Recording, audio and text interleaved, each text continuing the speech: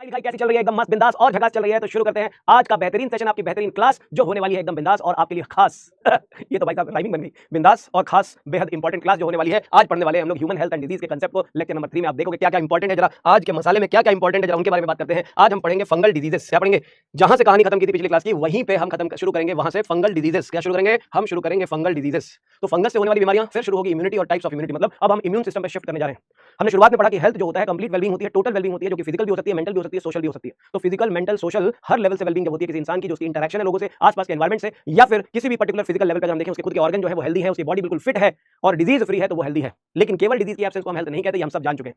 अब क्वेश्चन उठता है हम अपनी हेल्थ को कैसे मेंटेन कर सकते हैं, या हेल्थ को कौन से फैक्टर्स प्रभावित कर सकते हैं? तो बहुत सारे फैक्टर्स हैं जो हेल्थ को अफेक्ट करते हैं। आपके आसपास का एनवायरमेंट, आपकी लाइफस्टाइल, आपका खाना पीने का तरीका, आप कैसे कपड़े पहनते हो, किस तरीके से वातावरण में रहते हो, आपकी लाइफस्टाइल में आपने एक्सरसाइज को इंक्लूड कर रखा है, स्पोर्ट्स एक्टिविटी को इंक्लूड कर रखा है कि नहीं, आपकी इम्यूनिटी कैसी है, आपको कोई जेनेटिक डिसऑर्डर या क्रोमोसोमल एब्नॉर्मलिटी तो नहीं है। ये सारे फैक्टर्स डिटरमाइन करते हैं आपकी अच्छी, बेहतरीन और बढ़िया हेल्थ को।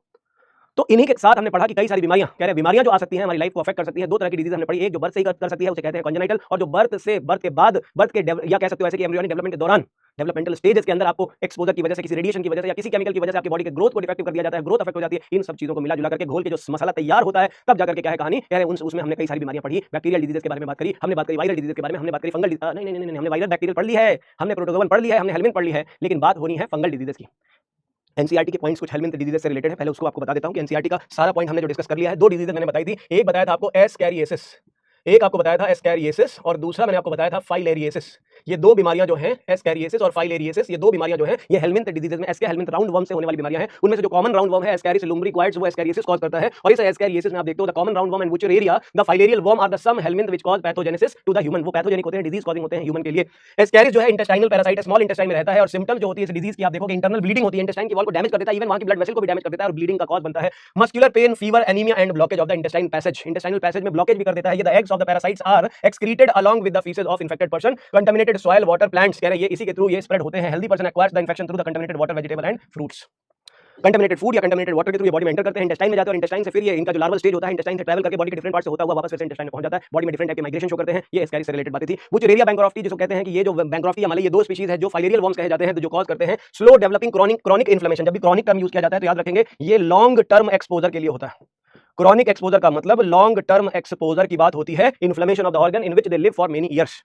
फिर बात करते हैं यूजुअली द लिम्फेटिक वेसल्स को अफेक्ट करता है द डिजीज कॉल्ड एलिफेंटाइसिस या फाइलेरियोसिस, जहां पे जेनिटल ऑर्गन भी अफेक्ट हो सकते हैं। मेल्स के केस में ये स्क्रोटल सैक की स्वेलिंग में रिजल्ट करता है, ग्रॉस डिफॉर्मिटी मेजर ऑर्गन्स को डैमेज कर सकता है, मेल्स में स्क्रोटल को अफेक्ट कर सकता है, स्क्रोटम पार्ट को, और स्टेरिलिटी भी आ सकती है। This is one of the cause behind the sterility in males. The pathogen are transmitted to the healthy person to the bite of mosquito vector, और ये मस्कीटो फीमेल क्यूलेक्स होती है। तो ऐसी कुछ बीमारियों के बारे में हमने डिस्कस कर लिया है। Ascaris complete, protozoan complete, bacterial complete, viral complete. तो जो डिजीज का एक जखीरा, जो कैटेगरीज है वो आपको याद करनी है, कौन सा बैक्टीरियल, कौन सा वायरल, कौन सा प्रोटोजोवन, कौन सा हेल्मिंथ। अब शुरुआत होने वाली है फंगल इन्फेक्शन की, फंगस फफूद के बारे में बात होने वाली है। मेडिकल माइकोलॉजी मतलब अगला टॉपिक है हमारा, स्टडी ऑफ फंगल डिजीजेस के बारे में बात होगी, जिसे हम कहते हैं मेडिकल माइकोलॉजी। मेडिकल माइकोलॉजी कहते हैं। और मेडिकल माइकोलॉजी, माइकोलॉजी तो स्टडी ऑफ फंगस है, लेकिन जब यही मेडिसिन से रिलेट हो जाती है तो स्टडी ऑफ फंगल डिजीजेस, उनका कॉज क्या है, उनकी रोकथाम कैसे की जाए, या फिर उनसे क्या सिम्टम्स होते हैं, उनका ट्रीटमेंट कैसे किया जाए, ये सारी बातें की जाती है under the group of diseases which are related to fungus. It is the study of fungal diseases. Everything about the fungal diseases, study of diseases caused by fungus या स्टडी ऑफ फंगल डिजीजेस। क्या कहते हैं इनको? Study of fungal diseases. Study of fungal diseases known as medical mycology. ठीक है, बेहतर है, आसान है, क्लियर है। अब देखें, अब कह रहे हैं फंगल इन्फेक्शन से हर कोई फेमिलियर होगा, आप सभी लोगों ने भी कभी सुना, देखा या जाना होगा, या कई बार महसूस किया होगा खुद भी। यानी ये ऐसी बीमारी है जो हमें तब बहुत कॉमनली हो जाती है जब हमारा एक्सपोजर, यानी ये होते सॉइल में है, फंगस के स्पोर जो होते हैं वो सॉइल में होते हैं, लेकिन ये सॉइल से हमारे बॉडी तक, बॉडी के कांटेक्ट तक बड़ी आसानी से आ जाते हैं। अगर इनका सामना हमारे बॉडी के किसी पार्ट से होता है, बॉडी से ये एक्सपोज होते हैं, तो ये बड़ी आसानी से बॉडी के कांटेक्ट में आकर के ये इन्फेक्शन कॉज करना शुरू कर देते हैं। जनरली जो हम यहां पढ़ने वाले हैं, फंगस से रिलेटेड जो डिजीज हम यहां पढ़ने वाले हैं, उस डिजीज को कॉमनली रिंग वर्म कहा जाता है। जो फंगल डिजीज हम यहां पढ़ने वाले हैं commonly called as the fungal disease, जिनके बारे में हम पढ़ने वाले हैं, उन्हें कहते हैं रिंग वर्म इन्फेक्शन। मतलब साइंटिस्ट ने जब पहली बार इनको देखा तो इन्हें ऐसा लगा कि ये कोई ऐसा पैथोजन है जो रिंग लाइक वर्म होता है, रिंग वर्म होता है। क्योंकि जब ये इन्फेक्शन करता है, जिस बॉडी पार्ट को अफेक्ट करता है, ये जिस पार्ट को अफेक्ट करता है, आप देखोगे वहां पे, जैसे मान लो ये कोई बॉडी पार्ट है, वहां पे कोई रिंग जैसे ऐसे रिंग लाइक अपीयरेंस में ये कुछ इस तरीके से धब्बे जैसा, यहाँ निशान जैसा स्ट्रक्चर किसी पार्ट पे ये बना देता है, और ये फैलता चला जाता है। ये जो धब्बे हैं रिंग लाइक अपीयरेंस होती है इनकी, रिंग लाइक अपीयरेंस होती है इनकी, जो अपीयरेंस है वो रिंग लाइक होती है, इसी वजह से इन्हें रिंग वर्म नाम दे दिया। ये जो धब्बे से दिखाई दे रहे हैं, इन्हें कहते हैं, ये जो है इन्हें कहते हैं dry and scaly lesions.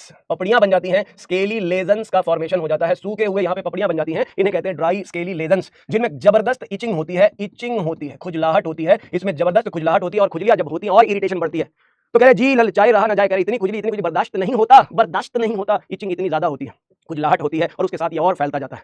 Contact के थ्रू ये फैलता है। सॉइल में इसके स्पोर्स पाए जाते हैं, फंगस के स्पोर्स जो होते हैं ये सॉइल में पाए जाते हैं, रिंग जैसा दिखाई देता है, रिंग वर्म कहते हैं। इस रिंग वर्म के 3 स्पेसिफिक जेनेरा है। आप देखोगे रिंग वर्म, इसे कभी कभी टाइनिया के नाम से भी जाना जाता है, ये टीनिया नहीं है, टाइनिया कहते हैं। इसके 3 different genera has been identified which are commonly causing ringworm infection has been identified। 3 तरह की जेनेरा आइडेंटिफाई की गई है। इसमें से एक होती है जिसका नाम होता है एपिडर्मोफाइटॉन, एक होती है जिसे कहते हैं एपिडर्मोफाइटॉन कहते हैं, एक होता है जिसे कहते हैं ट्राइकोफाइटॉन कहते हैं। ये दूसरा जेनेरा है फंगस का, ट्राइकोफाइटॉन, और तीसरा जेनेरा है जिसे कहते हैं माइक्रोस्पोरम। क्या कहते हैं? माइक्रोस्पोरम कहते हैं। तो ये 3 डिफरेंट जेनेरा है जो फंगल इन्फेक्शन कॉज करते हैं। इसमें से आप देखोगे अलग अलग, आप देखोगे ये स्किन और हेयर्स में माइक्रोस्पोरम बहुत ही कॉमन है, जो स्किन और हेयर्स में इन्फेक्शन करने का काम करता है। स्किन एंड हेयर्स में इन्फेक्शन करने का काम करता है, माइक्रोस्पोरम कहते हैं इसे। क्या कहते हैं? इसे कहते हैं माइक्रोस्पोरम। क्या कहते हैं बेटा? माइक्रोस्पोरम कहते हैं।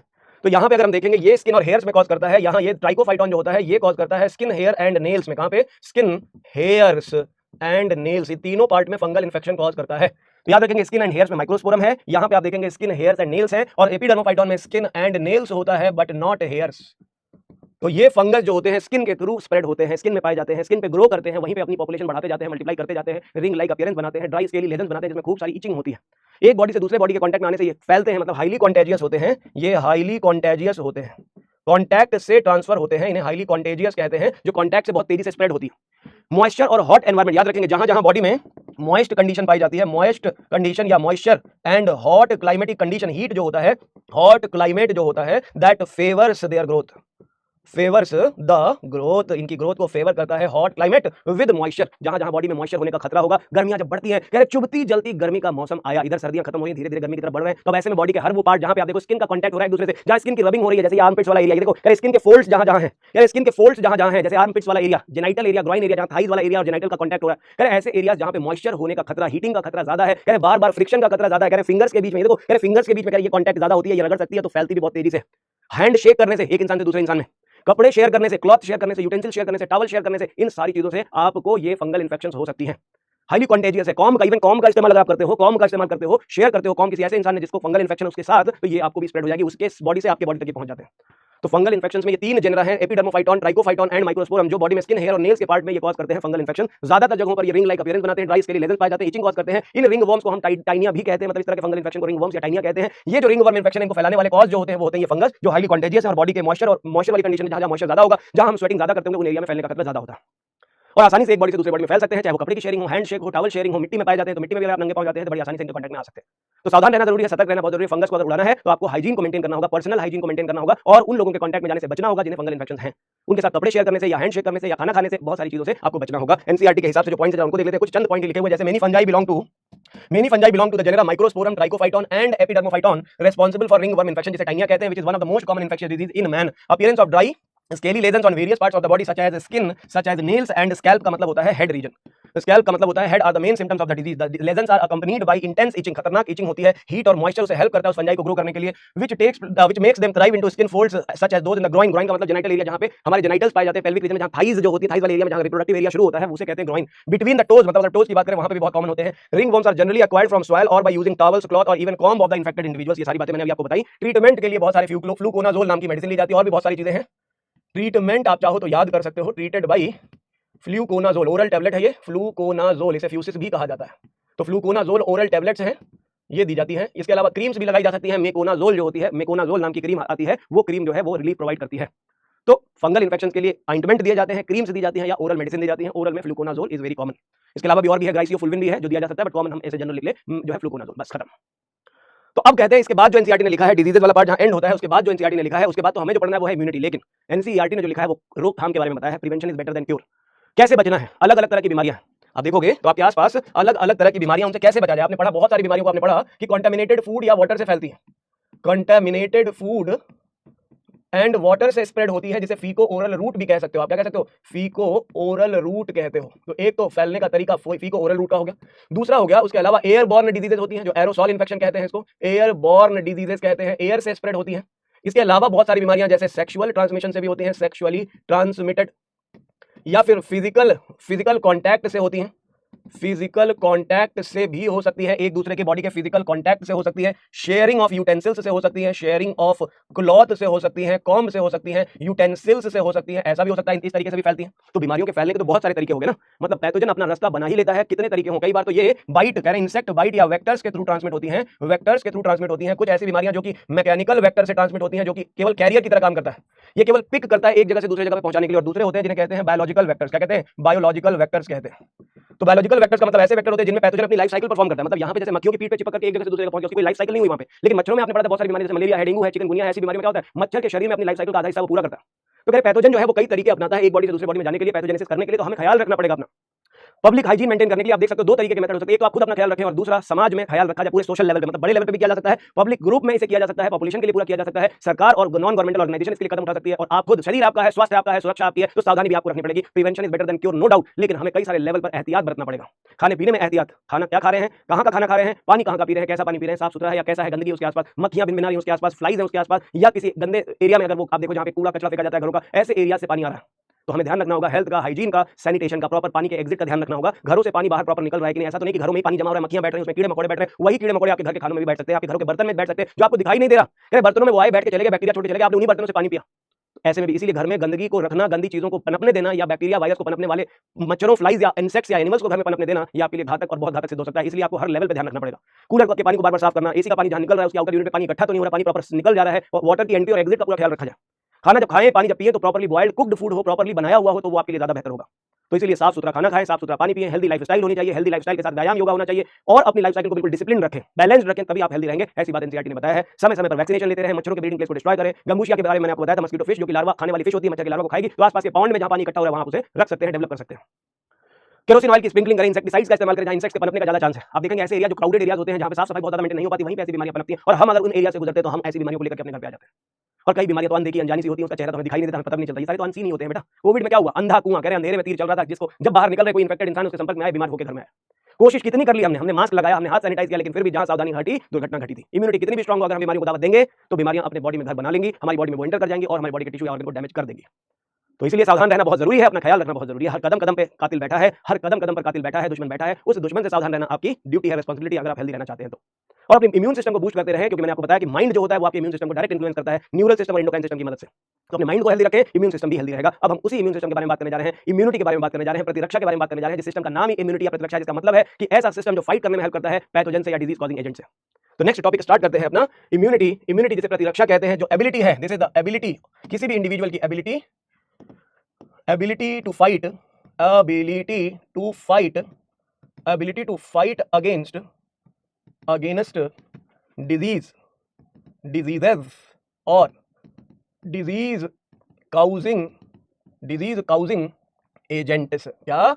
agents। तो ability to fight against diseases or disease causing agents is known as immunity, प्रतिरक्षा। तो हर एक इंडिविजुअल में कहीं ना कहीं किसी ना किसी वे में दुश्मन से लड़ने की एक नेचुरल एबिलिटी होती है, एक नेचुरल टेंडेंसी होती है। We can fight against pathogen by various ways, अलग अलग तरीके से we can fight against pathogens.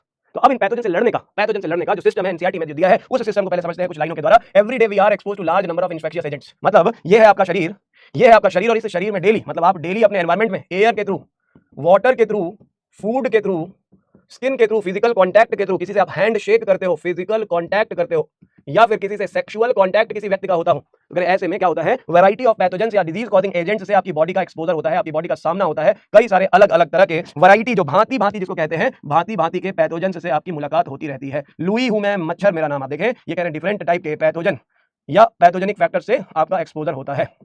ये वैरायटी ऑफ पैथोजेंस है, ये पैथोजेंस हैं, डिजीज कॉजिंग एजेंट्स हैं। ये कौन है? ये पैथोजेंस हैं, ये डिजीज कॉजिंग एजेंट्स हैं। इनकी एंट्री का चांस बॉडी में हमेशा रहता है। They are ready to enter in your body. ये आपकी बॉडी है, ये आपकी खुद की प्यारी सी बॉडी है, और आपकी बॉडी में घुसने का प्रयास कर रहा है कौन? आपकी बॉडी में घुसने का प्रयास कर रहा है पैथोजन। कौन कर रहा है? पैथोजन कर रहा है। तो वही कह रहे हैं, आपकी बॉडी में number of pathogen infectious agent try to enter, however only few of them exposure, केवल कुछ ऐसे हैं जिनका exposure, only few of these exposures result into diseases. वही कह रहे हैं, सारे डिजीज नहीं कॉज कर पाएंगे, they all can not cause disease in your body. आपके शरीर को ये सारे नुकसान नहीं पहुंच पाएंगे। क्वेश्चन उठता है, ऐसा क्या है आपकी बॉडी में जो इनसे लड़ने में हेल्प करता है, रोगाणुओं से? This is due to the fact that body is able to defend itself from most of the foreign agent. ये जो फॉरेन एजेंट जिन्हें पैथोजेंस कहते हैं, इनसे लड़ने की एबिलिटी को ही हम क्या कहते हैं? इस पर्सन की इम्यूनिटी कहते हैं, इस इंसान की इम्यूनिटी कहते हैं, जो किसी पैथोजन से लड़ने की पूरी क्षमता रखता है, अपने अंदर फाइटिंग टेंडेंसी रखता है, उसी को कहते हैं इम्यूनिटी। तो ओवरऑल एबिलिटी, डेफिनेशन देखें, overall ability of the host to fight against disease causing organisms conferred by immune system is called immune system, which is of two types, innate immunity and acquired immunity. तो immunity क्या है? एक ऐसी ability जिसकी मदद से हम दुश्मन से फाइट कर सकते हैं, पैथोजन से लड़ सकते हैं। हर एक इंसान में किसे बीमारी होगी नहीं होगी वो किस बात पे डिपेंड करता है? उसके इस इम्यून सिस्टम पे डिपेंड करता है, क्योंकि हमारी बॉडी का एक्सपोजर एयर वाटर के थ्रू या फिजिकल कांटेक्ट के थ्रू, फूड के थ्रू, किसी ना किसी वे में पैथोजन के सामने जरूर जाता है। कौन जीतेगा कौन हारेगा ये डिपेंड करता है किस बात पे? या तो हमारी इम्यूनिटी पे या उस पैथोजन की ताकत पे कि वो पैथोजन कितना ताकतवर है। कई बार हमारी इम्यूनिटी बहुत स्ट्रांग होती है फिर भी पैथोजन हमें कमजोर कर देता है, तो सीधी सी बात है depending upon the type of pathogen हमारी इम्यूनिटी उस पैथोजन से लड़ने में मदद करती है। तो this ability of person to fight against disease causing agents is known as immunity. सीधा कंसेप्ट, बहुत ही आसान कंसेप्ट। इसी कहानी में आगे अगर हम बढ़ते हैं तो पढ़ेंगे टाइप्स ऑफ इम्यूनिटी। क्या पढ़ेंगे? Types of immunity. तो आपकी जो इम्यूनिटी होती है उसे क्लासिफाई किया गया है मेनली दो कैटेगरी में। आपकी जो इम्यूनिटी है इसे मेनली दो कैटेगरी में क्लासिफाई किया है। एक जिसे कहते हैं इनेट इम्यूनिटी, एक जिसे कहते हैं इनेट इम्यूनिटी, और दूसरा जिसे कहते हैं एक्वायर्ड इम्यूनिटी। दूसरा जिसे कहते हैं एक्वायर्ड इम्यूनिटी।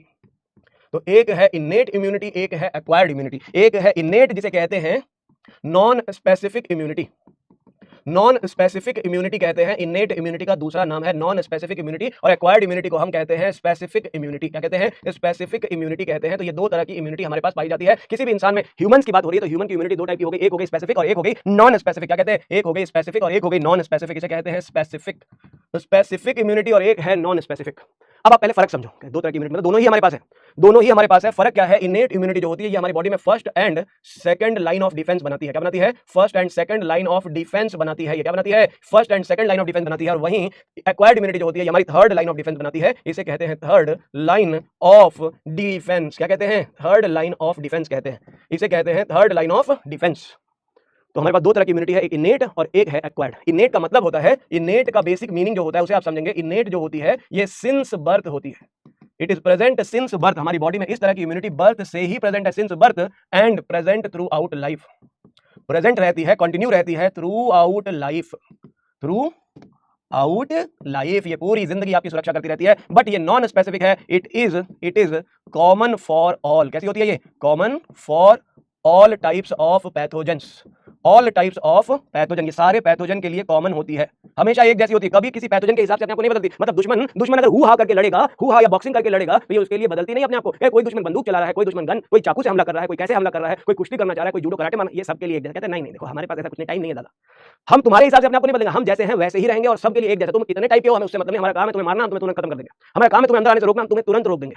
आप देखोगे ये ऐसी जगहों पर पाए जाते हैं इनेट इम्यूनिटी, ज्यादातर एंट्री गेट्स पे पाए जाते हैं, एंट्री पॉइंट्स पे, बॉडी में पैथोजन की एंट्री गेट्स या एंट्री वाली जगहों पर जहां एंट्री हो सकती है, मोस्ट प्रोबेबल एंट्री हो सकती है, ये वहीं पे उन्हें धर दबोचने, उन्हें वहीं उठा के पटक देने या उन्हें वहीं पे स्टॉप करके किल कर देने के काम आती है। ये ज्यादा वेट नहीं करती, इसके लिए कोई मेमोरी टेमरी टाइप नहीं बनाती, इमीडिएट एक्शन करना है इनको, तो इसके लिए कोई मेमोरी बनाने की जरूरत नहीं है। There is no memory formed, याद रखेंगे इसमें कोई मेमोरी फॉर्म नहीं होती, नो मेमोरी फॉर्म्ड। पैथोजन जैसा है उसके लिए वैसा नहीं, कह रहे हैं ये हर पैथोजन के लिए एक टाइप का रिस्पांस करते हैं। इसके लिए क्या वीआईपी क्या वीवीआईपी, अगर इन्हें बैठाया एक जगह पे चेक करने के लिए कि कोई भी अंदर नहीं आना चाहिए, मतलब कोई भी अंदर नहीं आना चाहिए, ये हर आने जाने वाले को एक तरीके से चेक करती है। ये हमारे बीएसएफ की तरह काम करती है, बॉर्डर सिक्योरिटी फोर्स की तरह काम करती है। ये जैसे कि किसी एयरपोर्ट पर जैसे आपने देखा होगा चेकिंग्स होती है, किसी दूसरी कंट्री से कोई हमारी कंट्री में आ रहा है तो कह रहे हैं वहां पे उसकी चेकिंग, हमारे कंट्री से कोई बाहर जा रहा है उसकी चेकिंग करना, प्रॉपर ये इंश्योर करना कि कहीं ऐसा तो नहीं कि ये इंसान जो इस कंट्री से बाहर जा रहा है वो किसी अवैध तरीके से जा रहा है, ये इनवैलिड कहीं तरीका तो नहीं अपना रहा, या कोई टेररिस्ट तो नहीं है, या कोई ऐसा इंसान जिसे यहां जाना नहीं चाहिए। तो ये इन सारी चीजों को, एंट्री पॉइंट्स को ये इंश्योर करते हैं ताकि पैथोजन की एंट्री को पूरी तरह से ब्लॉक किया जा सके। सभी पैथोजन के लिए एक जैसा व्यवहार, अगर अपना आईडी कार्ड आईडी प्रूफ हमें दिखाना पड़ता है तो टेररिस्ट भी दिखाएगा, कोई नेता भी जाएगा उसको भी अपना आईडी कार्ड दिखाना पड़ेगा, कोई पॉलिटिशियन हो, कोई एक्टर हो, फिल्म एक्टर हो, या कोई बहुत बड़ा इंसान हो, उसे भी अपना आईडी प्रूफ यहां शो करना पड़ेगा। तो इसका मतलब ये सब के लिए एक समान व्यवहार करता है, ध्यान रखेंगे। वहीं अगर कंपेयर करते हैं एक्वायर्ड इम्यूनिटी, जिसे थर्ड लाइन ऑफ डिफेंस कहा जाता है, ये स्पेसिफिक होता है, जो थर्ड लाइन ऑफ डिफेंस बनाता है, ये डेवलप होता है, it develops after birth, develops after birth due to exposure, due to, ये ध्यान रखेंगे, ये इंपॉर्टेंट पॉइंट है, develops due to exposure of specific type of pathogen, exposure of pathogen. और ये हमेशा याद रहेंगे स्पेसिफिक रहता है, स्पेसिफिक रेस्पॉन्स करता है against specific pathogen, against specific pathogen. किसी स्पेसिफिक पैथोजन के लिए स्पेसिफिक रेस्पॉन्स करना ये इनका काम होता है। तो specific response against specific pathogen, मतलब इन्हें स्पेसिफिसिटी देखी जाती है, ये स्पेसिफिक होते हैं और इनका रेस्पॉन्स मेमोरी बेस्ड होता है, मेमोरी बेस्ड रेस्पॉन्स भी करते हैं। इसे मेमोरी बेस्ड सेकेंडरी रेस्पॉन्स कहा जाता है। क्या कहा जाता है? मेमोरी बेस्ड सेकेंडरी रेस्पॉन्स कहा जाता है। तो जो इनका रेस्पॉन्स है ये मेमोरी बेस्ड रेस्पॉन्स होता है। इस मेमोरी बेस्ड रेस्पॉन्स को कहते हैं एन एमनेस्टिक रेस्पॉन्स। क्या कहते हैं? Anamnestic response. तो ये चीज आपको ध्यान रखनी होगी, मेमोरी बेस्ड रेस्पॉन्स को एन एमनेस्टिक रेस्पॉन्स कहते हैं, जो एक्वायर्ड इम्यूनिटी के लिए है। पैथोजन का एक्सपोजर जब तक नहीं होगा तब तक ये डेवलप नहीं होगी, मतलब इसे डेवलप कराया जाता है या ये डेवलप होती है बिना पैथोजन के आने के। जब तक पैथोजन बॉडी के कांटेक्ट में नहीं होगा, जब तक पैथोजन के टॉक्सिन या पैथोजन के कंपोनेंट बॉडी के कांटेक्ट में नहीं आएंगे, तब तक ये इम्यूनिटी डेवलप नहीं होगी। लेकिन ये इम्यूनिटी बर्थ से ही रहती है, इसके लिए पैथोजेनिक एक्सपोजर की रिक्वायरमेंट नहीं है। No prior exposure, no prior exposure is required for its development, for its development। इसके डेवलपमेंट के लिए कोई प्रायर एक्सपोजर जरूरी नहीं है, किसी भी प्रायर एक्सपोजर की आवश्यकता नहीं होती। मतलब सीधा है कि इस तरीके की इम्यूनिटी पैथोजन से लड़ने के लिए शुरू से ही आपकी बॉडी में प्रेजेंट है, पूरी जिंदगी रहती है। पैथोजन के आने या जाने के लिए, इसको डेवलप करने के लिए पैथोजन के आने जाने की कोई जरूरत नहीं है। मेमोरी बेस्ड रिस्पांस यहां नहीं होता है, ये हमेशा एक टाइप का रिस्पांस करता है, कोई स्पेसिफिक रिस्पांस नहीं है, किसी को वीआईपी ट्रीटमेंट नहीं देता है। जैसा पैथोजन आएगा वैसा उसका रिस्पांस नहीं होगा, सबके लिए एक समान रिस्पांस करने वाला इनेट इम्यूनिटी। तो ये दो तरह की इम्यूनिटी हमारे पास, एक है इनेट और एक है एक्वायर्ड इम्यूनिटी। इनेट इम्यूनिटी के फर्दर कई सारे टाइप्स हैं। अब देखोगे इसके कंपोनेंट्स की अगर हम बात करें, इनेट इम्यूनिटी के कंपोनेंट्स की अगर हम बात करें, हेडिंग लिखेंगे components of innate immunity. Components of innate immunity.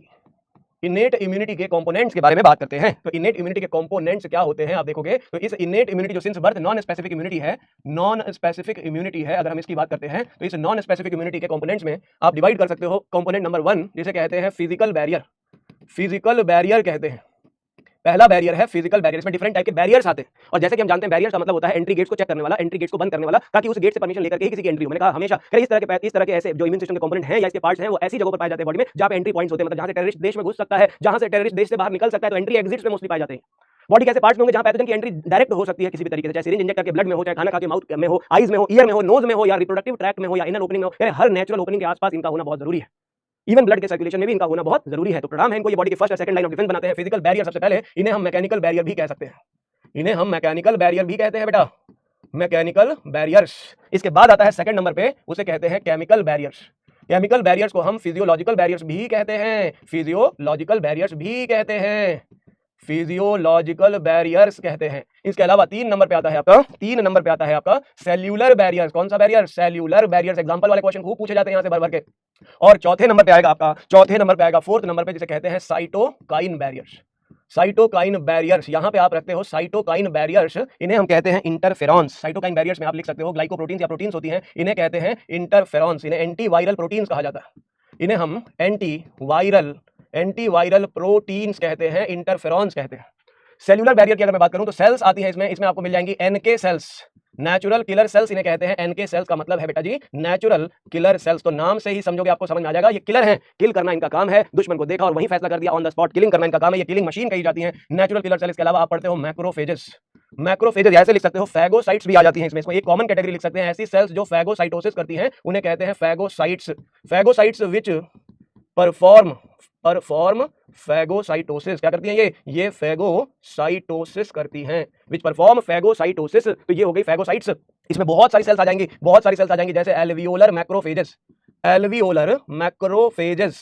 जो एल्वियोलाई में मैक्रोफेजेस पाई जाती है इन्हें डस्ट सेल्स भी कहा जाता है। क्या कहते हैं इनको? डस्ट सेल्स भी कहा जाता है, जो एल्वियोलाई में मैक्रोफेजेस होती है। उसके बाद लिवर में पाई जाती है लिवर मैक्रोफेजेस, जिन्हें कफर सेल्स कहते हैं। क्या कहते हैं? कफर्स सेल्स कहते हैं, कफर सेल्स कहते हैं। इसके अलावा पाई जाती हैं, आप देखोगे इसके अलावा बहुत सारी सेल्स आपको मिल जाएंगी कनेक्टिव टिश्यू में। हिस्टियोसाइट्स पाई जाती हैं कनेक्टिव टिश्यूज में। ब्रेन में या सेंट्रल नर्वस सिस्टम में आपको माइक्रोग्लिया मिल जाती है, न्यूरल टिश्यू में, तो माइक्रोग्लिया। इसके अलावा फैगोसाइट्स में आपको मिल जाएंगी पीएमएनएल सेल्स, ब्लड की फैगोसाइट जो होती हैं उसमें आपको मिल जाएंगी मोनोसाइट्स मिल जाएंगी, न्यूट्रोफिल्स मिल जाएंगी। इन न्यूट्रोफिल्स को हम कहते हैं पॉलीमॉर्फो न्यूक्लियर ल्यूकोसाइट्स, पीएमएनएल कहते हैं। क्या कहते हैं? इन्हें कहते हैं पॉलीमॉर्फो न्यूक्लियर ल्यूकोसाइट्स, डब्ल्यूबीसी के टाइप हैं ल्यूकोसाइट्स। तो ये भी फैगोसाइटोसिस करते हैं, जिन्हें पॉलीमॉर्फो न्यूक्लियर ल्यूकोसाइट कहा जाता है, इन्हें कहते हैं पीएमएनएल। क्या कहते हैं? PMNL neutrophils. तो इस तरीके के एग्जांपल्स आप याद रखोगे, इसे कहते हैं cellular barrier, cytokine barrier, antiviral proteins होती है, इंटरफेरॉन्स कहते हैं। केमिकल बैरियर्स या फिजियोलॉजिकल बैरियर जिन्हें कहते हैं, उसमें आप लिख सकते हो एसिड इन स्टमक। एसिड जो होता है स्टमक में पाया जाता है वो केमिकल बैरियर की तरह काम करता है HCl की वजह से। एसिडिक पीएच इन वजाइना, अगर हम बात करते हैं एसिडिक पीएच जो होता है वजाइना में भी होता है, वो भी एंटीबैक्टीरियल होता है। सलाइवा में पाया जाने वाला लाइसोजाइम होता है, लाइसोजाइम पाया जाता है, जो कि पाया जाता है कहां पाया जाता है? ये बॉडी सिक्रीशंस में होता है, चाहे वो सलाइवा हो, चाहे वो मदर मिल्क जिसे कोलोस्ट्रम कहते हैं, या फिर टीयर्स में पाया जाता है, आंसुओं में। मतलब बॉडी सिक्रीशंस में आपको मिल जाएंगे ये केमिकल्स जो फिजियोलॉजिकल बैरियर कहे जाते हैं, पैथोजन को किल कर देते हैं। ये किलिंग मशीन की तरह, किलिंग सेंटर की तरह काम करते हैं। और मैकेनिकल बैरियर याद रखेंगे, they prevent the entry of pathogens. ये क्या करते हैं? किसी नॉन स्पेसिफिक पैथोजन की एंट्री को प्रिवेंट करते हैं। कैसे? By blocking their physical entry, prevent entry of pathogen in the body without killing them. ध्यान रखेंगे, ये पैथोजन को मारता नहीं है, ये पैथोजन को केवल ट्रैप कर लेता है, जाने नहीं देता, विदाउट किलिंग। अगर आप एग्जांपल्स में जाते हो तो इसके एग्जांपल्स बहुत इंपॉर्टेंट है, इनमें एग्जांपल बेस्ड क्वेश्चन पूछे जाते हैं, आपको एग्जांपल याद रखना होगा। फिजिकल बैरियर में आपको याद रखना होगा, एक होता है आपकी स्किन जो कि यहाँ पे डेड लेयर पाई जाती है, स्ट्रैटम कॉर्नियम कहते हैं इसको, स्ट्रैटम कॉर्नियम। ये मल्टी लेयर्ड एपिथेलिया होती है, जो डेड लेयर होती है स्किन के कवर में। स्किन के कवर में जो डेड लेयर पाई जाती है, उस डेड लेयर का नाम होता है स्ट्रैटम कॉर्नियम। ये केराटिनाइज्ड सरफेस होती है, इस केराटिनाइज्ड स्किन की सरफेस के अंदर पेनिट्रेट करके बैक्टीरिया तब तक नहीं जा सकता जब तक यहाँ कोई डैमेज ना हो जाए, मतलब आपकी स्किन पे चोट लग जाए, ये एरिया यहाँ से रप्चर कर जाए तभी पैथोजन की एंट्री हो सकती है, अदरवाइज ये वाटर प्रूफ कवरिंग है आपकी स्किन की। तो ये स्ट्रैटम कॉर्नियम डेड लेयर है जो कि पैथोजन की एंट्री को पूरी तरह से रेजिस्ट बनाती है, वाटर रेजिस्टेंट कवरिंग होती है। इसके अलावा आपके स्किन पे जो हेयर्स पाए जाते हैं, चाहे वो नेजल ट्रैक में या रेस्पिरेटरी ट्रैक में हेयर्स क्यों ना हो, वो भी एक तरह से प्रिवेंटिव फैक्टर का काम करते हैं। और दूसरा जो म्यूकोसल सरफेसेज होती हैं, म्यूकोसल सरफेस जो होती है या म्यूकस लाइनिंग जो होती है, अगर आप देखोगे आपके बॉडी में मोस्ट ऑफ द पार्ट जहां पे एंट्री ऑफ पैथोजन हो सकती है, जैसे कि गैस्ट्रो इंटेस्टाइनल ट्रैक्ट में, आपके डाइजेस्टिव ट्रैक्ट में या रेस्पिरेटरी ट्यूब में, रेस्पिरेटरी ट्रैक्ट जो होती है वहां पे भी रेस्पिरेटोरी ट्रैक्ट में भी होता है। और इसके अलावा एक्सक्रीटरी सिस्टम में भी होता है, एक्सक्रीटरी या फिर रिप्रोडक्टिव ट्रैक्ट में भी हो सकता है, रिप्रोडक्टिव ट्रैक्ट में भी हो सकता है। तो आप देखोगे आपके बॉडी के जितने भी ऐसे पार्ट हैं जहां पैथोजन की एंट्री हो सकती है, फिजिकल बैरियर एंट्री को स्टॉप कर रहा है, मतलब माउथ में कोई बैक्टीरिया एंटर किया, लाइसोजाइम ने उसको किल करने की कोशिश करी, म्यूकोसल सरफेस उसे वहीं ट्रैप करने की कोशिश करेगी, स्किन से कोई बैक्टीरिया अंदर आ नहीं रहा, हेयर्स उसे नेजल ट्रैक्ट में ट्रैप कर रहे हैं, मतलब डस्ट पार्टिकल अंदर नहीं जा रहा। ऐसा बैरियर जो पैथोजन की एंट्री को अंदर आने से रोक रहा है उसे कह रहे हैं फिजिकल बैरियर। जो फिजिकली रोक रहा है वो है फिजिकल बैरियर, जो केमिकली रोकेगा वो है केमिकल बैरियर। जो फिजिकली रोका है वो है फिजिकल बैरियर, जो केमिकली रोक रहा है, केमिकली रोकने का मतलब क्या करता है, ये केमिकल बैरियर्स होते हैं बेटा जी, ये केमिकल बैरियर जो होते हैं, केमिकल बैरियर्स बहुत इंपॉर्टेंट है समझने के लिए। केमिकल बैरियर्स ईदर ट्रैप और kill the microbes by change in pH. क्या कर लेते हैं, उस एरिया का चेंज कर देते हैं, change in pH of medium, जिस मीडियम में वो पैथोजन आया उसका मीडियम चेंज कर देते हैं, और या फिर उसकी सेल मेम्ब्रेन को डाइजेस्ट कर देते हैं, डाइजेस्ट द सेल वॉल, उसकी सेल वॉल को, पैथोजन की वॉल को डाइजेस्ट कर देते हैं। जैसे लाइसोजाइम जो होता है वो एंटीबैक्टीरियल होता है, वो बैक्टीरियल सेल की मेम्ब्रेन को डाइजेस्ट कर देता है, ध्यान रखेंगे, लाइसोजाइम जो होता है वो डाइजेस्ट कर देता है बैक्टीरियल सेल को, उसकी मेम्ब्रेन को डाइजेस्ट कर देता है, पेप्टाइडोग्लाइकन की लेयर को डाइजेस्ट कर देता है लाइसोजाइम। तो एंटीबैक्टीरियल एक्शन है। तो फिजिकल और केमिकल बैरियर, एक पैथोजन को अंदर आने से रोकता है, एक आने के बाद उसे किल कर देता है, पीएच चेंज करके या उसकी सेल मेम्ब्रेन को डाइजेस्ट करके। तो केमिकल बैरियर्स के एग्जांपल हो गए एसिड इन स्टमक, सलाइवा की बात हो गई, कोलोस्ट्रम टीयर्स की बात हो गई, और एसिड इन वेजाइना, ये सारे के सारे पीएच के बेस पे बैक्टीरिया की ग्रोथ को इनहिबिट करते हैं। बात करते हैं सेलुलर बैरियर की, तो यहाँ पे मैंने एक नाम लिखा है एनके सेल और दूसरा लिखा है फैगोसाइट्स। ये बहुत इंपॉर्टेंट है, इन दोनों को हम अलग से भी समझ लेंगे अभी। और चौथा जो है यहाँ पे साइटोकाइन बैरियर, जो कि एक तरीके का important barrier, antiviral proteins mainly होती है, इंटरफेरॉन्स कहते हैं। इन दोनों को थोड़ा अलग से समझाऊंगा मैं आपको। सेलुलर बैरियर्स के बारे में बताता हूं आपको सबसे पहले बताता हूं सेलुलर बैरियर्स के बारे में, सेल्स के बैरियर्स जो है उनके बारे में कहानी सुनाऊंगा आपको। तो सेलुलर बैरियर क्या होते हैं, पहले उसके एग्जांपल देख लेते हैं। सेलुलर बैरियर्स, और सेलुलर बैरियर्स का मतलब सीधी सी बात है कि अब फिजिकल बैरियर और केमिकल बैरियर किसी काम के नहीं रहे, अब पैथोजन सेल्स तक पहुंच गया है। और इसमें दो तरीके की कहानी बताई मैंने कहा, एक जो है वो है एनके सेल्स, जिन्हें हम नेचुरल किलर सेल्स कहते हैं। क्या कहते हैं, नेचुरल किलर सेल्स कहते हैं। और नाम से ही मैंने आपको बता दिया कि ये जो नेचुरल किलर सेल्स हैं, ये नेचुरल किलर सेल्स जो होती है किस तरीके का काम करती है, ध्यान से सुनेंगे। जैसे ही हमारी बॉडी सेल, जैसे ही हमारी बॉडी में कोई पैथोजन की एंट्री होती है, जैसे मान लो ये हमारी एनके सेल है, मैंने कहा ये हमारी एनके सेल्स हैं, और इधर किसी पैथोजन की एंट्री हुई, किसकी एंट्री हुई बेटा जी, यहाँ पे किसी पैथोजन की एंट्री आपके बॉडी में हुई। ये मान लो आपकी बॉडी में पैथोजन की एंट्री हुई, माइक्रोब की एंट्री हुई। ये मान लो माइक्रोब है कोई, कौन है ये कौन साहब है, ये है माइक्रोब या कोई पैथोजन, माइक्रोब है या कोई पैथोजन। ये नेचुरल किलर सेल जैसे ही एक्टिव होती हैं, ये नेचुरल किलर सेल जैसे ही इस पैथोजन से एक्सपोज होती हैं, these NK cells start to secrete, क्या करती हैं, ये सीक्रेट करती हैं होल फॉर्मिंग प्रोटीन्स। क्या करती हैं, they secrete hole forming proteins secrete करती हैं, जिसे कहते हैं परफोरिन्स। क्या कहते हैं, उस प्रोटीन को कहते हैं परफोरिन्स, होल फॉर्मिंग प्रोटीन्स जिन्हें कहते हैं परफोरिन्स। अब देखो ये जो प्रोटीन्स ये रिलीज करती हैं जिन्हें परफोरिन्स कहते हैं, ये परफोरिन्स उस माइक्रोब की वॉल में, उसकी बॉडी वॉल में जाकर के पंच कर देता है कई सारे होल्स। ये देखेंगे कह रहे उस पैथोजन की वॉल में, ये जो माइक्रोब था, इस माइक्रोब की वॉल में वो परफोरिन्स जो थे, वो जो परफोरिन जिनका नाम अभी हमने लिया, वो परफोरिन्स इस माइक्रोब की वॉल में जा करके, ये देखो ये माइक्रोब था, और इस माइक्रोब की दीवार में जा करके ये देखो ये बुलेट की तरह, यहाँ ये बुलेट की तरह, ये बुलेट की तरह, ये बुलेट की तरह ऐसा होल क्रिएट कर दिया, जा करके इसकी दीवार में छेद कर दिया और इसे छेदी सिंह बना दिया, होल्स क्रिएट कर दिया। और इस होल की वजह से हुआ कि अल्टीमेट रिजल्ट क्या हुआ कि इसमें जब होल्स क्रिएट हुए तो आसपास के सराउंडिंग्स से खूब सारे वाटर की फ्लूइड की एंट्री शुरू हो गई सेल के अंदर। अब ये सेल स्वेल अप करेगी, अब ये पैथोजन की जो सेल थी वो फूली नहीं समाएगी। ये देखो ये सेल अब स्वेल कर जाती है, पैथोजन की सेल के अंदर वाटर की एंट्री की वजह से अब फूली नहीं समाती है। ये देखो खूब सारा वाटर इनटेक, इसके अंदर जितने होल्स हुए उससे इसके अंदर वाटर जो फ्लूइड की एंट्री हुई, इस फ्लूइड की एंट्री की वजह से ये सेल जो थी वो स्वेल कर गई। द फ्लूइड एंटर्स, क्या होगा, the surrounding tissue fluid, surrounding tissue fluid enters in target cell, cell अब क्या होगी, वो सेल में सराउंडिंग फ्लूइड एंटर करेगा, सेल विल स्वेल्स अप, और उसके बाद वो सेल बर्स्ट कर जाएगी। तो याद रखेंगे hole forming proteins perforins NK cell का काम है फैसला ऑन द स्पॉट कर देती हैं, ये उस पैथोजन की सेल को ब्लास्ट कर देती हैं, उस सेल के चीथड़े उड़ा देती है वो टारगेट सेल। मोस्ट कॉमनली ये किसी माइक्रोब के अगेंस्ट या कैंसर सेल्स के अगेंस्ट, याद रखेंगे they work against cancer cells और सम माइक्रोब्स, कुछ माइक्रोब्स और कैंसर सेल के अगेंस्ट इनका ये काम, ये जो कार्यक्रम होता है ये संपन्न करते हैं, ये उन्हें डिस्ट्रॉय कर देते हैं। तो ये तो होगी कहानी एनके सेल की। अगर मैं वही बात करूं आपसे, वही बात करूं मैं आपसे दूसरी जो फैगोसाइट्स होती हैं, जो फैगोसाइट्स होती हैं, जो फैगोसाइटोसिस करती हैं, फैगोसाइटोसिस करने वाली फैगोसाइट्स जो होती हैं, जरा उनका काम करने का तरीका आप देखो। कह रहे जैसे ही कोई माइक्रोब किसी बॉडी सेल में एंटर करता है, हमारे बॉडी की जो मैक्रोफेज या फैगोसाइट सेल्स होती हैं वो एक्टिवेट हो जाती हैं उस माइक्रोब के अगेंस्ट। ये हमारी बॉडी सेल रही, इसे हम फैगोसाइट सेल कह रहे हैं। इस सेल का नाम है फैगोसाइट। जो फैगोसाइटोसिस कर जाती, खा जाती है, एंगल्फ कर जाती है। देखो ये माइक्रोब को इसने देखा और माइक्रोब को देख करके ये उसको एंगल्फ कर जाती है। सबसे पहला स्टेप इस माइक्रोब को देखने के बाद उससे, ये है माइक्रोब को एंगल्फ कर गया, यहां पे हो गया एंगल्फ माइक्रोब्स, उस माइक्रोब को खा जाना। फैगो मतलब खाना, एंगल्फ दिस माइक्रोब। और जैसे ये माइक्रोब अंदर इस सेल के अंदर जाता है, इसे खाने के बाद, इसका भक्षण करने के बाद अभी क्या होगा, अभी ये सेल बताएगी इसको, अभी ये सेल इसके ऊपर डाइजेस्टिव एंजाइम ऐड कर देगी, स्प्रिंकल कर देगी डाइजेस्टिव एंजाइम। अब शुरुआत होगी इस माइक्रोब की digestion of microbe by lysosomal enzymes. कौन से एंजाइम्स? लाइसोसोमल एंजाइम्स की मदद से उस माइक्रोब को डाइजेस्ट किया जाएगा और उस माइक्रोब के छोटे छोटे एना, रस, कला, पीसा, इसके टुकड़े कर दिए जाते हैं उस माइक्रोब के। और फाइनली ये सेल उस माइक्रोब के कंपोनेंट जो बचे कुछ थे उन्हें एग्जिट का रास्ता दिखा देती है, उस डाइजेस्टेड कंटेंट को बाहर एक्सक्रीट आउट कर देती है। जो डाइजेस्टेड कंपोनेंट है उसे एक्सक्रीट आउट कर दिया जाता है। तो बड़ा सिंपल प्रोसेस है। आप देखो, माइक्रोब की एंट्री हुई, हमारी फैगोसाइट्स ने उसे एंगल्फ किया, लाइसोसोमल एंजाइम की मदद से उसे डाइजेस्ट किया गया और जो डाइजेस्टेड कंपोनेंट है उसे फाइनली, उस डाइजेस्टेड कंपोनेंट को फाइनली बॉडी से बाहर एग्जिट दे दी गई। ये पहले यहां आया, ये फिर यहां आया, ये फिर यहां आया और फिर एग्जिट हो गई, बाहर निकल गया। तो कुल मिलाकर के फैगोसाइट्स ने अपना खेला कंप्लीट कर लिया है। फैगोसाइट्स ने पैथोजन को डिस्ट्रॉय कर दिया है, डिस्ट्रक्शन हो चुका है। तो कंप्लीट डिस्ट्रक्शन पैथोजन का ये करने की क्षमता रखती हैं। तो आप देख सकते हो ये दो के दोनों तरीके सेलुलर बैरियर्स कहे जाते हैं, सेल्स के बैरियर्स हैं जो पैथोजन को किस तरीके से डिस्ट्रॉय करते हैं। और अगर हम बात करते हैं साइटोकाइन बैरियर की, जो चौथा बैरियर था हमारा कौन सा था जिसके बारे में बताया अभी, वो है साइटोकाइन बैरियर। साइटोकाइन बैरियर कहते हैं, चौथे बैरियर का नाम है साइटोकाइन बैरियर। जैसे कि मैंने कहा, इसमें इंक्लूड किया गया है एंटीवायरल प्रोटीन जिसे कहते हैं इंटरफेरॉन्स, और नाम है interferons.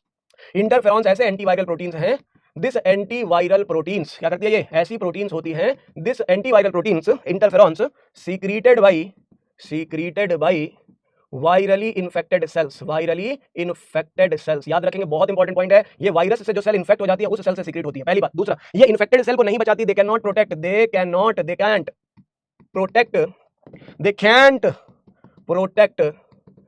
Protect the infected cells. ये इन्फेक्टेड सेल्स को नहीं बचा पाती। बट याद रखेंगे, ये एंटीवायरल प्रोटीन इंटरफेरॉन्स जिसे कहा जाता है, IFNs जिन्हें कहा जाता है, एंटीवायरल प्रोटीन जिसे कहते हैं इंटरफेरॉन्स, इनहिबिट वायरल मल्टीप्लीकेशन इन नेबरिंग सेल्स। कहां पे? इन नेबरिंग अनइन्फेक्टेड सेल्स। कौन सी सेल्स? Uninfected neighbouring cells. बहुत ही सिंपल सी कहानी है। एंटीवायरल प्रोटीन है जो अनइन्फेक्टेड सेल्स में वायरस को मल्टीप्लाई करने से रोकती हैं। और ये भी याद रखेंगे, IFNs interferons do not kill the virus. ये वायरस को किल नहीं करती, ये वायरस को मारती नहीं है, but can inhibit viral multiplication. क्या करते हैं ये? वायरल मल्टीप्लिकेशन को इनहिबिट करते हैं। वायरल मल्टीप्लिकेशन को इनहिबिट करना इनका काम है। अगर आप देखोगे, अगर आप समझोगे, अगर आप देखोगे, ये हमारी बॉडी की सेल है, इस बॉडी की सेल को किसी वायरस ने इन्फेक्ट कर दिया है, इस सेल को हमारी बॉडी की किसी वायरस ने इन्फेक्ट कर दिया है। ये देखो, ये है वायरस, मान लो। अब ये मत कहना HIV है कि कौन सा है, कोई वायरस है, कोई वायरस है। और ये हमारी जो सेल है, ये हमारी इन्फेक्टेड सेल है। कौन सी सेल है? इन्फेक्टेड सेल है। ये वायरल इन्फेक्टेड सेल है जिसके अंदर वायरस का जीनोम घुस चुका है और ये वायरस वहां पे खूब फल फूल रहा है, मल्टीप्लाई कर रहा है, वायरल कॉपी खूब सारी बन रही है, वायरस मल्टीप्लिकेशन हो रहा है। क्या हो रहा है? वायरल मल्टीप्लिकेशन हो रहा है। वायरस अपनी कॉलोनी बढ़ा रहा है, वायरल मल्टीप्लिकेशन हो रहा है, वायरस अपनी कॉलोनी बढ़ा रहा है, वायरस अपने बच्चे पैदा कर रहा है, खूब सारी जनसंख्या बढ़ा रहा है। लेकिन अब ये जो वायरली इन्फेक्टेड सेल है, इस इन्फेक्टेड सेल ने कुछ एंटीवायरल प्रोटीन्स बनाई। आप देखो, ये है साइटोकाइन्स। जब वायरस से इन्फेक्ट हुई तो इस सेल ने प्रोड्यूस किया इंटरफेरॉन्स। क्या बनाया? इसने बनाया इंटरफेरॉन्स। इन्हें कहते हैं IFNs। इंटरफियर करेगा ये इंटरफेरॉन्स, क्या करेगा? इंटरफियर करेगा। ये एंटीवायरल प्रोटीन है। जो इन्फेक्टेड सेल है उसने एंटीवायरल प्रोटीन बनाई जिसका नाम है इंटरफेरॉन्स। और ये इंटरफेरॉन्स मैंने बताया कि उस इन्फेक्टेड सेल को नहीं बचाएंगे, ये अनइन्फेक्टेड सेल जो है, ये उस अनइन्फेक्टेड सेल को बचाने आ चुके हैं। ये अनइन्फेक्टेड सेल को बचाने आ चुके हैं। अनइन्फेक्टेड, ये देखो, ये है अनइन्फेक्टेड सेल, ये है अनइन्फेक्टेड सेल, ये है अनइन्फेक्टेड सेल्स जिसे अभी वायरस का इन्फेक्शन नहीं हुआ है। लेकिन कह रहे जब वायरस का मल्टीप्लिकेशन होगा तो वायरस आएगा तो जरूर। ये देखो, वायरस का मल्टीप्लिकेशन हुआ और वायरस ने यहां भी ट्राई किया अपने आप को यहां पहुंचाने का, मल्टीप्लाई करने का, अपने बच्चों को पैदा करने के लिए ये यहां पे पहुंचता है इस टारगेट सेल को अफेक्ट करने के लिए। ये देखो, यहां तक ये पहुंच चुका है इस टारगेट सेल तक। क्या यहां पहुंच तो चुका है, लेकिन उन वायरस के आने से पहले जैसे ही वायरल इन्फेक्शन, ये जो वायरल कॉपीज इस नेबरिंग सेल पे, अनइन्फेक्टेड सेल्स पे आती है, अनइन्फेक्टेड सेल्स पे ये वायरस की कॉपी आती है, यार उससे पहले ही हमारे पास इंटरफेरॉन्स मौजूद होते हैं। कौन मौजूद है हमारे पास? ये इंटरफेरॉन्स मौजूद है, IFNs जिन्हें कहते हैं। ये इंटरफेरॉन्स हमारे पास पहले से ही हैं और ये इस वायरस की एंट्री को ब्लॉक कर देंगे या वायरस के मल्टीप्लिकेशन को स्टॉप कर देंगे। They will stop viral multiplication in neighbouring cells, stop viral multiplication. तो इस तरह के बैरियर का नाम होता है साइटोकाइन बैरियर, इसे हम इंटरफेरॉन्स कह रहे हैं, जो हमारे लिए साइटोकाइन बैरियर है। इसका एग्जांपल याद रखेंगे। ये वायरस को किल नहीं करता, वायरस के मल्टीप्लिकेशन को रोक देता है, वायरस की कॉलोनी अपने आप नंबर्स में कम होती जाती है। तो ये हमारी इनेट इम्यूनिटी, इसे हम कह रहे हैं इनेट इम्यूनिटी, बर्थ से ही पाई जाने वाली ऐसी इम्यूनिटी जिसमें चार तरह के कंपोनेंट हमने पढ़े, एक फिजिकल बैरियर, एक फिजियोलॉजिकल बैरियर, एक होता है सेलुलर बैरियर और एक होता है केमिकल ये साइटोकाइन बैरियर जिसे हम कहते हैं इंटरफेरॉन। इनके बारे में हमने बात करी है। जरा देखते हैं पॉइंट एनसीईआरटी के पॉइंट्स हैं, फटाफट से इसको देखते हैं। और आज बेटा आपकी शिकायत रहती है ना, सर जल्दी नहीं छोड़ते, सर जल्दी नहीं छोड़ते, सर बहुत देर तक पढ़ाते हैं, सर 1 घंटा 40 मिनट पढ़ाते हैं, सर 1 घंटा। अरे भाई सब पता है मुझे, लेकिन पढ़ाता भी तो आप ही को हूं ना। पढ़ाता किसको हूं? आप ही को तो पढ़ाता हूं। क्या कभी क्लास में आकर के मैंने आपकी क्लास में टाइम वेस्ट करके गाने सुनाए आपको? नहीं ना। आपका टाइम वेस्ट नहीं किया है, नाच नहीं दिखाया, गाना नहीं दिखाया, केवल आपकी पढ़ाई की बातें करी है। और चाहता हूं कि सिलेबस आपका टाइम से कंप्लीट हो जाए, टाइम से कंप्लीट हो जाए। इसलिए हर चैप्टर को आप देखोगे डिटेल में पढ़ा रहा हूं, एनसीईआरटी की बातें भी बता रहा हूं और साथ में एनसीईआरटी के अलावा कोई ऐसी चीजें जो क्वेश्चन में पूछी जा सकती है वो भी बता रहा हूं, पीवाईक्यूज भी करा रहा हूं। मतलब इतनी डिटेल्ड स्टडी आपने अपने कम से कम टाइम में मैक्सिमम से मैक्सिमम आउटपुट वाली क्लास अगर कर रहे हो तो बेटा पेशेंस भी रखना पड़ेगा, थोड़ा सा 5 मिनट 10 मिनट एक्स्ट्रा भी पढ़ना पड़ेगा और कभी जल्दी भी छोड़ दूंगा। तो आज मैं आपको जल्दी ही छोड़ने वाला हूं, जनता की भारी डिमांड है, आज मैं क्लास जल्दी छोड़ूंगा और आपका कंटेंट जो होगा वो फिजिकल बैरियर के बाद जो बाकी का है वो डिटेल में थोड़ा ज्यादा। और रीजन इसके पीछे मैं बता देता हूं क्यों जल्दी छोड़ रहा हूं, क्योंकि नेक्स्ट क्लास में हम डिटेल में पढ़ेंगे इम्यूनिटी का पूरा पार्ट जिसे हम कहते हैं एक्वायर्ड इम्यूनिटी। पूरा डिटेल में कांसेप्ट है, टाइम लगेगा उसको समझने में, तो उसको मैं पूरा एक्सप्लेन, एक चैप्टर एक पूरा टॉपिक है जिसको हम अगली क्लास में डिस्कस करेंगे। आज बस इतना ही पढ़ेंगे। इनेट इम्यूनिटी जो होती है नॉन स्पेसिफिक डिफेंस होता है that is present at the time of birth. This is accomplished by providing different types of barriers. मैंने आपको बताया अलग अलग टाइप के बैरियर्स होते हैं, 4 बैरियर्स हैं, physical barrier, physiological barrier, cellular barrier और cytokine barrier. Physical barrier skin of the body the main barrier prevent entry of any microbes. ये जो लेयर है ये सारे माइक्रोब को आने से रोक रही है, फिजिकल एंट्री को रोक रही है। और दूसरा है म्यूकस की जो कोटिंग होती है वो एपिथेलियल लाइनिंग में, चाहे वो रेस्पिरेटरी ट्रैक्ट हो, चाहे वो गैस्ट्रोइंटेस्टाइनल ट्रैक्ट हो या रिप्रोडक्टिव सिस्टम यूरिनोजेनिटल ट्रैक्ट हो, जो माइक्रोब को ट्रैप कर लेती है, आगे बढ़ने से रोकती है। फिजियोलॉजिकल बैरियर पैथोजन को किल करने की एबिलिटी रखते हैं, जैसे एसिड स्टमक का हो, सलाइवा हो माउथ में, टीयर्स फ्रॉम द आईज हो which prevent the microbial growth, या उसको मल्टीप्लाई करने से रोकती है, उसे किल भी कर सकती है। सेलुलर बैरियर्स में हमारी डब्ल्यूबीसी के कंपोनेंट और साइटोकाइन बैरियर्स में वायरल इन्फेक्टेड सेल सीक्रेट करती है इंटरफेरॉन्स को, जिन्हें हम कहते हैं एंटीवायरल प्रोटीन्स। ये सारे हमारे इंपॉर्टेंट एग्जांपल्स हैं। इन इंपॉर्टेंट एग्जांपल्स को आप जरूर याद कर लोगे। Certain types of leucocyte WBC हमारी बॉडी की, जिसमें पॉलीमॉर्फोन्यूक्लियर ल्यूकोसाइट्स आती हैं जिसे न्यूट्रोफिल्स कहते हैं, एंड मोनोसाइट जिसे कहते हैं, जो सारी फैगोसाइटिक्स होती हैं, ये माइक्रोब्स को इंजेस्ट कर जाती हैं, खा जाती हैं, डाइजेस्ट कर जाती हैं। तो ये इनेट इम्यूनिटी का कांसेप्ट आपको बताया है। एक्वायर्ड इम्यूनिटी हम नेक्स्ट क्लास में डिटेल में पढ़ेंगे। हम अब क्वेश्चंस करके इस टॉपिक को यहीं पे वाइंड को अप कर देंगे, क्वेश्चन करेंगे और आज का टॉपिक यही वाइंड अप करेंगे। Non specific host defence that exist prior to exposure of an antigen. Question ने पूछा है एक ऐसा डिफेंस जो नॉन स्पेसिफिक डिफेंस होता है होस्ट में prior to exposure of the pathogen, से पैथोजन की जरूरत नहीं है, ऐसी इम्यूनिटी को हम इनेट इम्यूनिटी कहते हैं, जो बर्थ से ही आपके जीवन में खुशहाली भर के रखती है, पैथोजन से लड़ने की एबिलिटी देती है, उसे कहते हैं इनेट इम्यूनिटी, जिसमें फर्स्ट और सेकंड लाइन ऑफ डिफेंस आती है। Substance produced by a cell in viral infected cell that protect other cell from further infection. हमने पढ़ा साइटोकाइन बैरियर्स, इंटरफेरॉन जिसे आईएफएन्स कहते हैं। आंसर बनाएंगे हम सेकंड ऑप्शन, बहुत ही बेहतरीन। Which of the following not a physiological barrier? आप देखो फिजियोलॉजिकल मतलब केमिकल बैरियर, तो एसिड आ जाएगा, टीयर्स आ जाएंगे, सलाइवा आ जाएगा, लेकिन म्यूकस की लाइनिंग फिजिकल बैरियर में आती है, इसे हम फिजिकल या मैकेनिकल बैरियर कहते हैं। आंसर बनाएंगे हम फोर्थ ऑप्शन, जो कि नहीं है फिजियोलॉजिकल बैरियर। फैगोसाइट सेल्स जो होती हैं, जो टिश्यूज में पाई जाती हैं, टिश्यू जो कनेक्टिव टिश्यू होते हैं वहां पे पाई जाती है, उन्हें कहते हैं मैक्रोफेजेस। क्या कहते हैं? मैक्रोफेजेस। ये जो मोनोसाइट्स होती हैं ये ब्लड में पाई जाती है, याद रखेंगे। ब्लड वालों को हम मैक्रोफेजेस नहीं कहते, इन्हें केवल फैगोसाइट्स कहते हैं। न्यूट्रोफिल्स भी ब्लड में पाई जाती है, इन्हें भी हम क्या कहेंगे? इन्हें फैगोसाइट्स कहेंगे। मैक्रोफेज कनेक्टिव टिश्यू में पाई जाती है, इसलिए आंसर बनाएंगे सेकंड। ब्लड वाले फैक्टर को फैगोसाइट्स कह सकते हैं बट मैक्रोफेज नहीं कहते, याद रखेंगे। जब कई सारी मोनोसाइट्स आपस में मिल जाती है तब जाकर के मैक्रोफेज बनती है, ऐसे याद रखें। मेनी मोनोसाइट्स टुगेदर फॉर्म कर, कई सारी मोनोसाइट्स एक साथ इकट्ठी होकर एक बड़ी सेल बना लेती है और उसे कहते हैं हम, उसे मैक्रोफेजेस कहते हैं। Cytokines produced by virally infected cells, interferon अभी बताया मैंने, वो आंसर सही हो जाएगा, इसे हम साइटोकाइन बैरियर कहेंगे। सेकंड ऑप्शन बिल्कुल करेक्ट हो जाएगा। और इसी के साथ आज का डिस्कशन भी समाप्त हो जाएगा। बहुत ज्यादा लंबी क्लास नहीं ली, आपको जल्दी छोड़ दूंगा, आप मन से पढ़ो, आप बस पढ़ते जाओ, मुझे कोई दिक्कत नहीं है। मैं शॉर्ट में भी पढ़ा सकता हूं, कम भी पढ़ा सकता हूं, मुझे कोई दिक्कत नहीं। मेरा टारगेट है आपका बेहतर, आपकी बेहतरी, आपका हमेशा अच्छा सोचना। आपको टारगेट नीट 2024 क्रैक करना है बेटा। तो जहां जहां जैसी रिक्वायरमेंट होगी, जहां जैसी रिक्वायरमेंट होगी वैसे ही पढ़ाऊंगा। आप परेशान मत हो, बस पढ़ते जाओ। आपको सजेशन देना काम नहीं, आपका काम है पढ़ते जाना बस। तो खाली पढ़ते जाओ, बाकी सब दुनियादारी छोड़ दो। नेक्स्ट क्लास में इम्यूनिटी को डिटेल में पढ़ाऊंगा, एक्वायर्ड इम्यूनिटी को डिटेल में पढ़ाऊंगा, उसमें एंटीबॉडी के स्ट्रक्चर्स भी होंगे, पूरी डिटेल होगी, एनसीईआरटी के पॉइंट्स भी होंगे, उसको पढ़ने के लिए तैयार हो जाए। लेकिन होमवर्क तो जो दिया है उसको आपको करना ही है, जैसे कि क्वेश्चन लगाने, एक्सरसाइज 1 के 31 to 45 क्वेश्चन, और डीपीपी को लगाते रहना है, एनसीईआरटी को पढ़ते रहना है, क्लास नोट्स रिवाइज करते रहना है। यही आपकी डेली की ड्यूटी है और इस ड्यूटी को निभाते रहना है। इसी के साथ लेता हूं आज विदा, समय हो चुका है जाने का और आपसे विदा लेने का। बस एक ही उम्मीद है, आप मन लगा के पढ़ते रहो, आप अपना पेशेंस मत खो। ये समय बहुत ही क्रूशियल है, इस क्रूशियल टाइम को सही तरीके से समझो और इसका बेहतरीन तरीके से इस्तेमाल करो। Thank you so much, love you, bye bye.